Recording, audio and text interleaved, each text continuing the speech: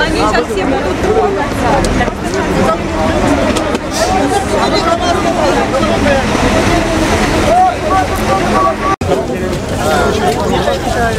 Я не знаю.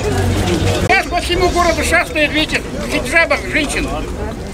Как будто так и должно быть. В школе тоже они плевали, в своей национальной одежде приходят.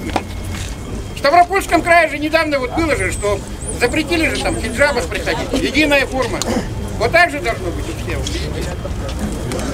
Через десяток лет мы здесь вот живущие вообще будем в каком-то неравном отношении с этими.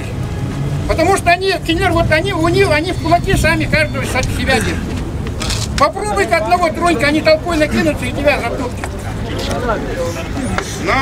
А мы что-то все боимся, что-то молчим все время себе. Самоголовуден бар булукта, хака булдуктагана район, атын районун, онну армия гартак, онну гата. Мегин гырбы гартактан атын улаттар кара, хакай батын районун, барагал. Он бар. Вот вчера Обидин писал в этой газете. 10, ежегодно сколько водится? 18 тысяч человек. 18 тысяч каждый год. Это что такое? Скоро их станет больше, чем нас здесь живущих. Их женщины приезжают уже вот с такими животами, здесь рожают, по факту рождения гражданин России становится, если ребенок. Еще получается. Да. Потом они еще говорят, мы вас победим через ваших женщин.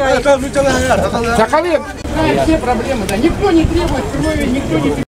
Много же национальностей, никто же не упятивается. А вот сами видите, приехали, понаехали, ходят себе тут королями, так же нельзя. Попробуйте-ка вы туда поедете, в Киргизстан или Узбекистан. Попробуйте там потаксуй. Утром ворыте на этих перерезанных городах. Ну вот всяким наверху сидящим все это выгодное дело. Миллиарды катять туда-сюда.